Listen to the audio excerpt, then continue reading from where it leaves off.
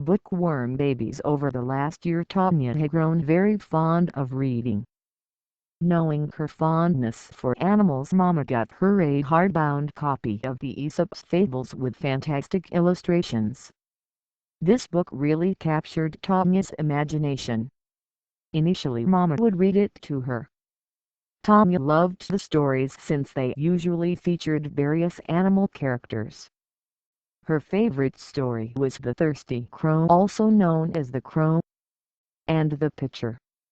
The crow in this story was so smart and resourceful. Tanya really admired it. In time she learned to read by herself. Tanya was also very fond of night books and the bedtime stories by Enid Blyton.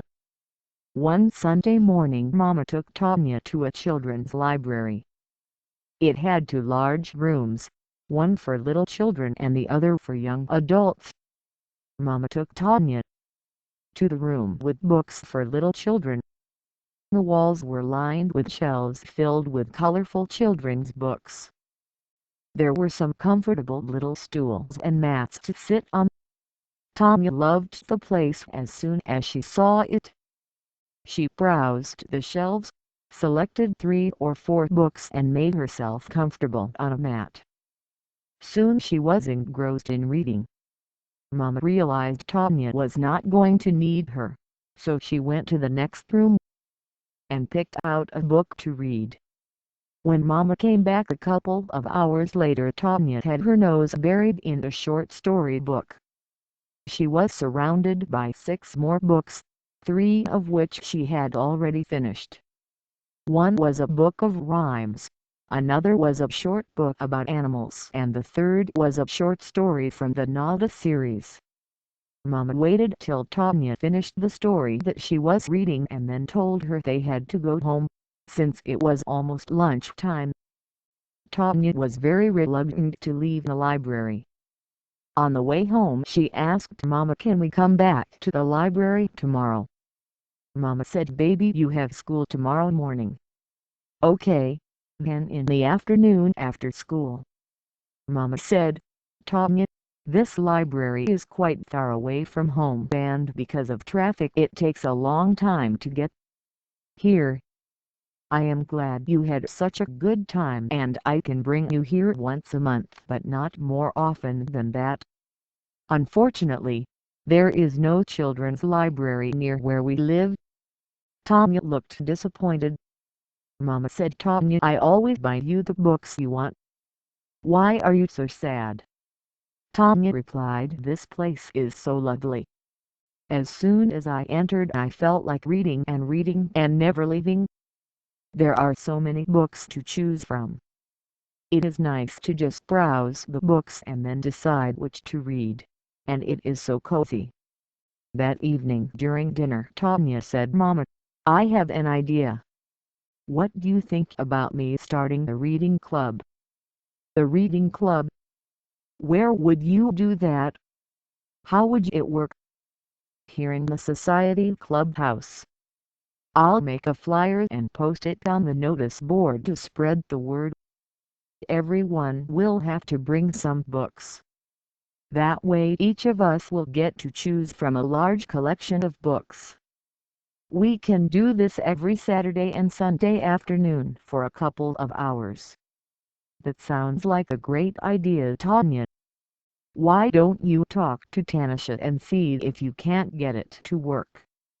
The next day Tanya discussed the idea with Tanisha. Tanisha loved reading, so she thought it was an awesome idea.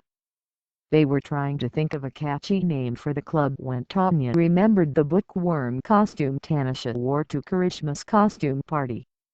They played around with the idea and came up with the name Bookworm Babies. Tanya got her art supplies out and they made the flyer together.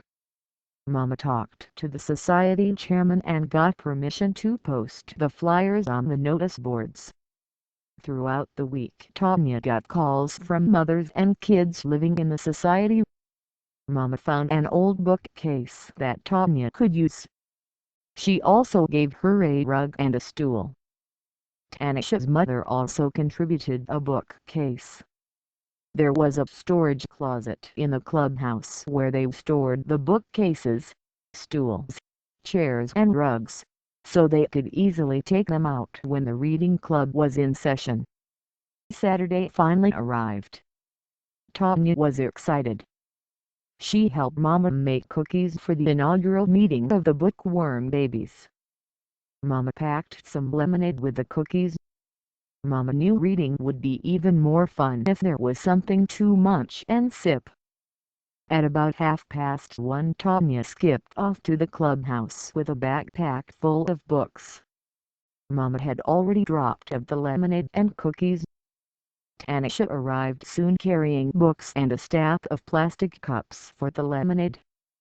The watchman helped them get the bookcases out of storage and they arranged the 25-odd books they had between them on the shelves. Soon Karishma, Sonali, Nikhil and Rajat arrived. They now had about 70-odd books. It was a good thing there was a second bookcase. Nikhil's mother had sent a rug with him and Rajat's mother had sent a chair. Karishma and Sonali had helped the boys bring them in. The clubhouse also had a few plastic chairs. The kids all picked out some books and made themselves comfortable on one or the other of the available seats. There was still room to seat a couple more people. They also helped themselves to some lemonade and cookies. They really enjoyed themselves reading, munching and sipping. Nikhil was reading a book that Tanya brought in and they stopped for a while to talk about how funny something in the Nalda story was. Vivek joined them at 3 o'clock. He was on his way back from piano classes. He had brought some Asterix comics with him. Tanisha pounced on them. She loved reading those and he had some that she had not read before. The 7 of them had a delightful afternoon with so many books to choose from. They were looking forward to the next session. Tanya got back home and told Mama all about the wonderful time she had. She said, "Mama, it was just like the Secret 7 in the Enid Blyton stories, except that we read about mysteries instead of solving them." Mama smiled. She felt proud that Tanya was reading enough to make references to fictional characters in conversation.